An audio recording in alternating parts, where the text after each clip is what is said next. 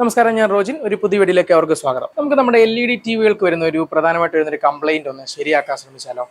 ഇതെന്ന് വെച്ച് കഴിഞ്ഞാൽ 32 ഇഞ്ചിന്റെ ഒരു LED TV ആണ്. ഇതിനകത്ത് ഇപ്പോൾ നമ്മളിപ്പോൾ ഓൺ ചെയ്ത് കഴിഞ്ഞാൽ സ്ക്രീനിലോട്ട് ശ്രദ്ധിച്ചു കഴിഞ്ഞാൽ ഒന്നും കാണാനായിട്ട് പറ്റുന്നില്ല. പക്ഷേ നമ്മൾ ഒരു ടോർച്ച് എന്തെങ്കിലും ഒന്ന് അടിച്ചിട്ട് നോക്കിക്കഴിഞ്ഞാൽ ഇവിടെ നമുക്ക് ഇതിൻ്റെ ലെറ്റേഴ്സും കാര്യങ്ങളൊക്കെ കാണാൻ പറ്റും. പക്ഷേ സൂക്ഷിച്ച് നോക്കണം. അടുത്ത് വന്ന് നമ്മൾ സൂക്ഷിച്ച് നോക്കിക്കഴിഞ്ഞാൽ ടിവിയിലെ ഡിസ്പ്ലേയിലുള്ള കാര്യങ്ങൾ കാണാൻ സാധിക്കും. അതായത് ഈ ഒരു കംപ്ലൈന്റ് എന്ന് വെച്ച് കഴിഞ്ഞാൽ ടിവിയുടെ ബാക്കിലുള്ള ഈ സ്ക്രീനിന്റെ ബാക്കിൽ വരുന്ന ഒരു ബാക്ക് ലൈറ്റ് വരുന്നുണ്ട് LED-യുടെ.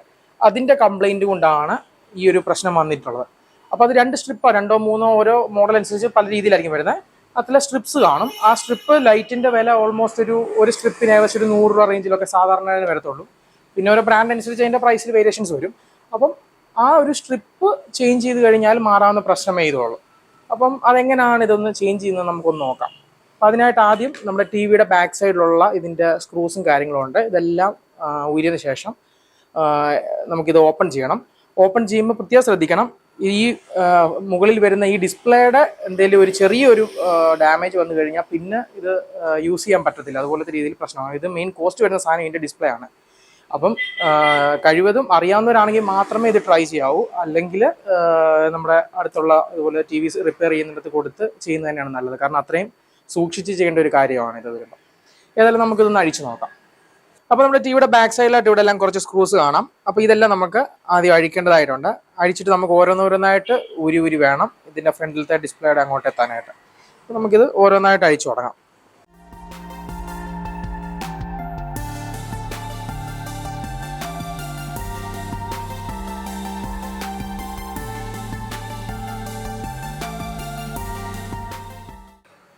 ഇപ്പോൾ ഇവിടുത്തെ എല്ലാം സ്ക്രൂ ഊരിയിട്ടുണ്ട്.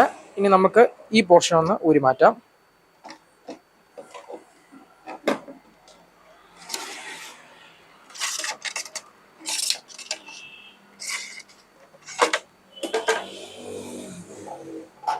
ബോർഡിൻ്റെ എന്തെങ്കിലും കംപ്ലൈൻറ്റുകളൊക്കെ ആണെങ്കിൽ ഇവിടെ നിന്നാണ് അത് ശരിയാക്കാനായിട്ടുള്ളത്. പക്ഷെ നമുക്ക് ഇവിടുത്തെ പ്രശ്നമല്ല, അകത്താണ്. അപ്പം വീണ്ടും അഴിക്കണം. ഇനി നമുക്ക് ഈ താഴത്തെ സ്പീക്കർ ഇരിക്കുന്ന ഈ ഒരു പോർഷൻ ഊരി മാറ്റണം. അതിന് ഇവിടുത്തെ സ്ക്രൂസ് അഴിച്ചിട്ടുണ്ട്. ഇനിയും ഇതിൻ്റെ താഴെയും ഒരു 3-4 സ്ക്രൂസ് ഉണ്ട്. അതും കൂടി നമുക്ക് അഴിക്കാം. ഇവിടെ താഴെ ഒരു 3-4 സ്ക്രൂസ് ഉണ്ട്. അതും കൂടി അഴിക്കേണ്ടതായിട്ടുണ്ട്.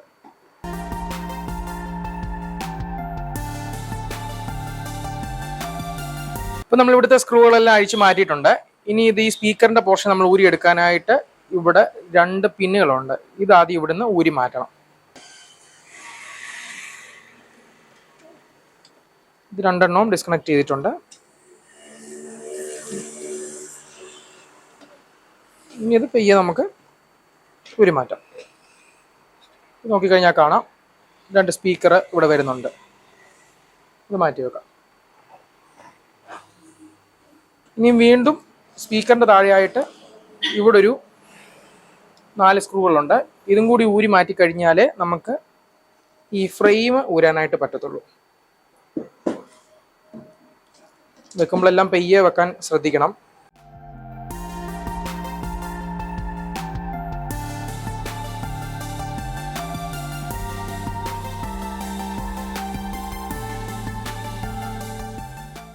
ഫുൾ സ്ക്രൂ അഴിച്ചിട്ടുണ്ട്. ഇനി നമുക്ക് ഇതിൻ്റെ ഫ്രെയിം പെയ്യെ ഇളക്കി നമുക്ക് മാറ്റാം, ഊരി മാറ്റാം.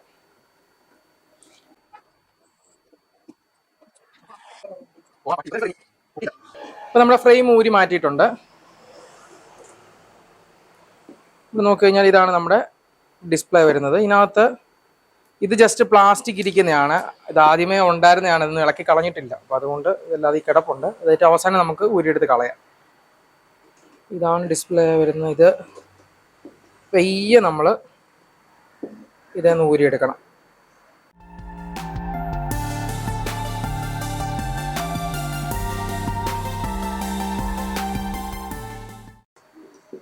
ഇതിൻ്റെ ചുറ്റും കുറച്ച് ഫ്രെയിമുകൾ വരുന്നുണ്ട്. ഇതെല്ലാം എടുത്ത് റിമൂവ് ചെയ്യാൻ പറ്റും. ഇളക്കി മാറ്റിയത് ജസ്റ്റ് കൈ കൊണ്ടൊന്ന് പ്രസ് ചെയ്ത് വലിച്ചു കഴിഞ്ഞാൽ ഇതൊക്കെ ഊരി വന്നോളും.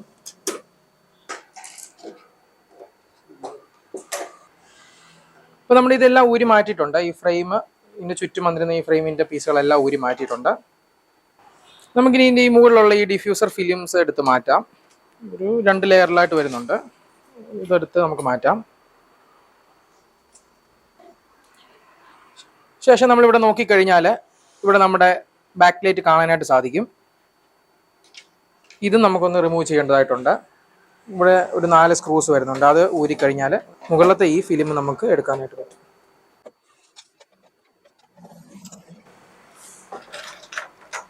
ഈ ഫിലിം എടുത്ത് മാറ്റിയിട്ടുണ്ട്. ഇവിടെ 2 സ്ട്രിപ്സ് വരുന്നുണ്ട്. ഈ LED സ്ട്രിപ്സ് ചെക്ക് ചെയ്യാനായിട്ട് നമുക്കൊരു LED ടെസ്റ്ററിൻ്റെ സഹായം ആവശ്യമായിട്ടുണ്ട്. ഇതാണ് LED ടെസ്റ്റ് ചെയ്യുന്ന യൂണിറ്റ്. ഇതിൻ്റെ ഒരു ഓൺലൈൻ പ്രൈസ് ഏകദേശം ഒരു 700 രൂപ റേഞ്ചിലൊക്കെ ഇതിന് വരത്തുള്ളൂ. അപ്പോൾ ഞാനിതിപ്പം ഇവിടെ ലോക്കലായിട്ട് പർച്ചേസ് ചെയ്തുകൊണ്ട് ഇത് 800 രൂപയായി എനിക്ക് കോസ്റ്റ് ആയത്. ഇത് വെച്ച് നമുക്ക് ഈ LEDs ഒന്ന് ചെക്ക് ചെയ്ത് നോക്കാം. നമുക്ക് ഈ LED ടെസ്റ്ററിൻ്റെ ഈ പിന്ന് നമുക്ക് കറണ്ടിലോട്ട് പ്ലഗ് ചെയ്യാം. ഓൺ ആക്കിയിട്ടുണ്ട്. അതിനുശേഷം ഇതിൻ്റെ മറ്റേ എൻഡിൽ നമുക്ക് ഒരു പ്രോബ് ഉണ്ട്. ഇത് ജസ്റ്റ് നമ്മുടെ ഈ LED-യുടെ ആദ്യം ഇപ്പോൾ ഇവിടുത്തെ പിന്ന് 2 ഊരുവാണ്. അതിനുശേഷം ഇവിടെ പോസിറ്റീവ് ഒരു സിമ്പിൾ കാണിക്കുന്നുണ്ട്. ഈ പോസിറ്റീവിലോട്ട് റെഡും നെഗറ്റീവിലോട്ട് ബ്ലാക്കും കൂടി കൊടുത്തിട്ട് നോക്കാം. ഇത് ഓൺ ആകുന്നില്ല. അടുത്ത ഇതിലേക്ക് നോക്കാം. ഇത് വർക്ക് ചെയ്യുന്നുണ്ട്. അപ്പോൾ ഒരു സ്ട്രിപ്പിനാണ് കംപ്ലൈൻറ്റ് വന്നിരിക്കുന്നത്. ബാക്ക്ലൈറ്റിൽ ഒരു സ്ട്രിപ്പ് കംപ്ലൈൻ്റ് ആയിട്ടുണ്ട്. ഇത് കിട്ടുന്നില്ല. ഇതിൽ ഏതെങ്കിലും 1-2 LED ആയിരിക്കും പ്രശ്നം വന്നിരിക്കുന്നത്. അപ്പോൾ നമുക്ക് ജസ്റ്റ് ഒന്ന് ചെക്ക് ചെയ്ത് നോക്കാം. ഇത് വർക്ക് ചെയ്യുന്നുണ്ട്.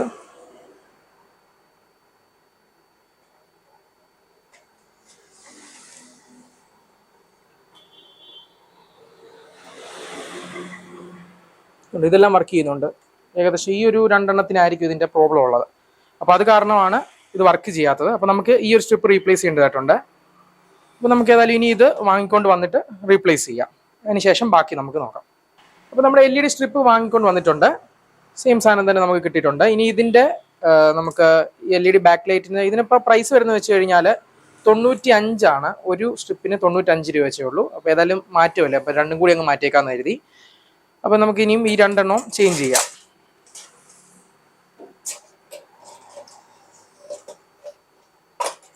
ജസ്റ്റ് പൊക്കിയിട്ട് ഇവിടെ ലോക്ക് ഉണ്ട്, ഇതെടുത്ത് മാറ്റിയാൽ മതി.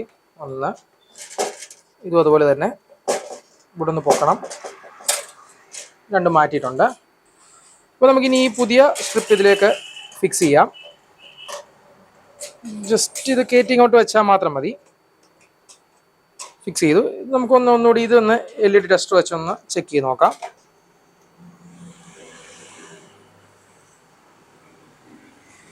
വർക്ക് ചെയ്യുന്നുണ്ട്. അതുപോലെ തന്നെ ഇതും വർക്ക് ചെയ്യുന്നുണ്ട്. അപ്പോൾ ഇത് കുഴപ്പമില്ല. നമുക്കിനി ഇത് പിന്നെ ഇതിൽ കുത്താം. ഇനി ഇതിൻ്റെ ബാക്കിയുള്ളതെല്ലാം തിരിച്ച് പഴയ പോലെ തന്നെ ഫിക്സ് ചെയ്യുകയാണ് ചെയ്യേണ്ടത്.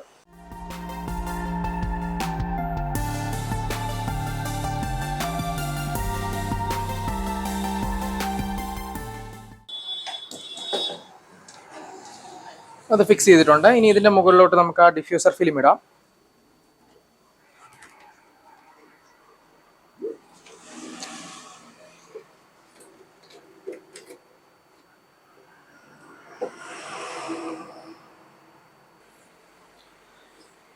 അപ്പോൾ നമ്മുടെ ഡിഫ്യൂസർ എല്ലാം വെച്ചിട്ടുണ്ട്. ഇനിയിപ്പോൾ ഈ ഫിലിമിലെ ചെളിയൊക്കെ കുറച്ചുണ്ട്, അതൊക്കെ നമുക്കൊന്ന് തുടച്ച് കളയാം. ഓക്കെ. ഈ ഡിഫ്യൂസർ മെയിനായിട്ട് വെക്കുന്നത് വെച്ച് കഴിഞ്ഞാൽ ബാക്ക് സൈഡിലുള്ള നമ്മുടെ ബാക്ക് ലൈറ്റ് വരുന്നതിൻ്റെ ആ LED എന്നുള്ള ലൈറ്റിന് ഈക്വലായിട്ട് ഇതിൽ ഡിസ്ട്രിബ്യൂട്ട് ചെയ്യാൻ വേണ്ടിയിട്ടാണ്. അപ്പോൾ ഇതിങ്ങനെ സ്പ്രെഡായിട്ട് ഈക്വലായിട്ട് വന്നോളൂ. അതിന് വേണ്ടിയിട്ടാണ് ഈ ഡിഫ്യൂസർ ഫിലിം വെച്ചിട്ടുള്ളത്. ഇനി നമുക്ക് ഇതിൻ്റെ മുകളിലോട്ട് നമ്മുടെ നേരത്തെ ഊരി മാറ്റിയ ഫ്രെയിം തിരിച്ച് ഫിക്സ് ചെയ്യാം.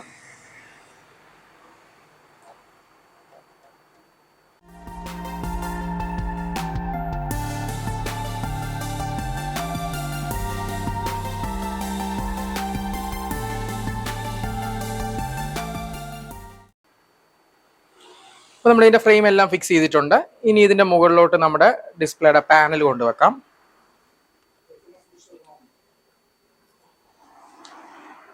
ഇത് നമ്മൾ കൈകാര്യം ചെയ്യുമ്പോൾ വളരെയധികം സൂക്ഷിക്കണം. കാര്യം ഇത് പൊട്ടിപ്പോകാനുള്ള ചാൻസ് വളരെയധികം കൂടുതലാണ്. അതുകൊണ്ട് സേഫായിട്ട് തന്നെ വേണം ഇത് ചെയ്യാനായിട്ട്. ഓക്കെ, എല്ലായിടവും കറക്റ്റായിട്ട് തന്നെ ആണോ എന്നുള്ളത് നോക്കുക. ഇതിൻ്റെ മുകളിലായിട്ടൊന്നും കയറി ഡിസ്പ്ലേ പുറത്ത് ചാടിയൊന്നും വന്നിട്ടില്ലെന്നുള്ളത് കറക്റ്റായിട്ട് ഉറപ്പ് വരുത്തണം. ഇനി ഇതിന് ശേഷം നമ്മൾ ആദ്യം ഊരി മാറ്റിയ ആ ഫ്രെയിം ഇതിലോട്ട് ഫിക്സ് ചെയ്യുക. ഇത് ജസ്റ്റ് പ്രസ് ചെയ്ത് കയറ്റി വെച്ചാൽ മാത്രം മതി. അപ്പോഴും ശ്രദ്ധിക്കണം, ഡിസ്പ്ലേയുടെ മുകളിലോട്ട് പ്രസ് ആയിട്ടില്ല എന്നുള്ളത് ഉറപ്പ് വരുത്തിക്കൊണ്ട് തന്നെ വേണം അതെല്ലാം ചെയ്യാനായിട്ട്.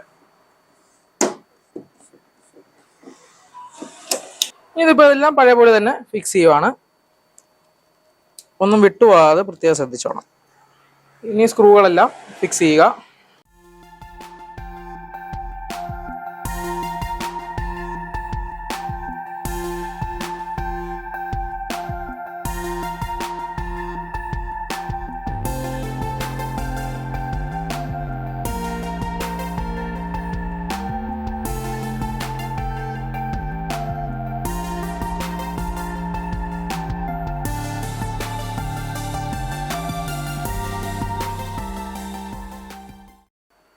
അപ്പം നമ്മൾ ടി വിയുടെ ഫുള്ള് അഴിച്ചതെല്ലാം തിരിച്ചതേപോലെ തന്നെ ഫിക്സ് ചെയ്തിട്ടുണ്ട്.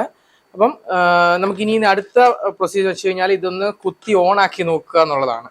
ഓക്കെ, അപ്പം കണ്ടല്ലോ. അപ്പോൾ ഇതിനകത്ത് മെയിനായിട്ട് ശ്രദ്ധിക്കേണ്ടതെന്ന് വെച്ച് കഴിഞ്ഞാൽ ഈ പാനൽ നമ്മൾ ഊരുന്ന സമയത്തെല്ലാം നല്ല രീതിയിൽ ശ്രദ്ധിക്കണം. കാരണം ഇത് പൊട്ടിക്കഴിഞ്ഞ് കഴിഞ്ഞാൽ പ്രത്യേകിച്ച് ഒന്നും ചെയ്യാൻ പറ്റത്തില്ല. ഈ ബാക്ക് ലൈറ്റ് എന്ന് വെച്ച് കഴിഞ്ഞാൽ വളരെ ചെറിയ എമൗണ്ടിൻ്റെ സാധനമേ ഉള്ളൂ. അപ്പോൾ അത് കോമൺ ആയിട്ട് വരുന്നൊരു കംപ്ലൈൻ്റ് ആണ്. അപ്പോൾ അത് മാറ്റാനായിട്ടാണെങ്കിൽ അറിയാവുന്നവർ മാത്രം ചെയ്യാനായിട്ട് ശ്രമിക്കുക. കാരണം ഇത് ഊരുന്ന സമയത്താണെങ്കിലും പ്രശ്നമുണ്ട്. അതുപോലെ തന്നെ ഇതിൻ്റെ പൊട്ടുന്നതിൻ്റെ മാത്രമല്ല, ഇത് ഇലക്ട്രിക് സർക്യൂട്ടും കാര്യങ്ങളൊക്കെ ഇതിൻ്റെ വരുന്നതാണ്. ഇലക്ട്രോണിക് സർക്യൂട്ടും കാര്യങ്ങളൊക്കെ ഉണ്ട്. അപ്പോൾ അതെല്ലാം സൂക്ഷിച്ച് കാര്യങ്ങൾ കൈകാര്യം ചെയ്യാനായിട്ട് എക്സ്പീരിയൻസ് ഉള്ളവർ മാത്രം ചെയ്യാൻ ശ്രമിക്കുക. അതായത് നമുക്കിനി ഇതിനെയും കുത്തി ഓണാക്കി നോക്കാം.